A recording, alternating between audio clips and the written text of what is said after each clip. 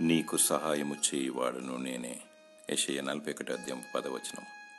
నేను నిన్ను ఉపేక్షింపక ఏర్పరచుకుంటున్న నేను నీతో చెప్పి ఉన్నాను. నీకు తోడై ఉన్నాను, భయపడకము. నేను నీ దేవుడినై ఉన్నాను, దిగులు పడకము. నేను నిన్ను బలపరుతును, నీకు సహాయము చేయువాడును నేనే. నీతి అను నా దక్షిణ హస్తంతో నిన్ను ఆదుకొందును. కరువు కాలంలో ఏమి తిందుమా ఏమి త్రాగుదుమా అని ఆలోచించకు, అధైర్యపడకు. నిన్ను పిలిచినవాడు నమ్మదగిన దేవుడు. నీ చింత యావత్ ఆయన మీద వేయము. మనుషుడు రొట్టె వలననే జీవించడు గాని దేవుని నోట నుండి వచ్చు ప్రతి మాట వలన జీవించును. ఆయన నీతిని రాజ్యమును మొదట వెదుకుము, అప్పుడు అవన్నీ నీకు అనుగ్రహింపబడును. జీవాహారము ప్రభువైన యేసుక్రీస్తే.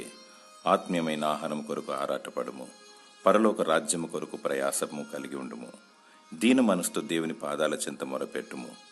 దేవుడే నిన్ను ఆదరించి బలపరచునుగాక. ఆమేన్.